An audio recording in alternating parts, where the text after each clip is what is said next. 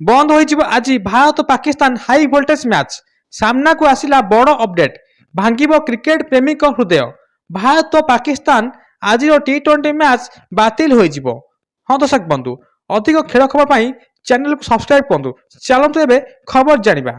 दर्शक बंधु आज भारत और पाकिस्तान मध्य फेब्रुआरी 15 कोलंबोर प्रेमदास स्टाडियम जाऊँगी भारत खेल तृतीय टी20 वर्ल्ड कप मैच जो कि वर्षा होबार सम्भावना अच्छी और भारत और पाकिस्तान मैच धोईचे बोली जना पड़ुछि। लोक मैंने जो मैच उत्साह सहित अपेक्षा करते से मैच को न देखी रहे कि भारत और पाकिस्तान बड़ मैच रे ओवर संख्या ह्रास पाइब।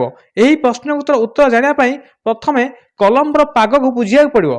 दर्शक बंधु श्रीलंकार भारत और पाकिस्तान मैच हठात संध्या आज 7टार भारतीय समय सहित खेल हम।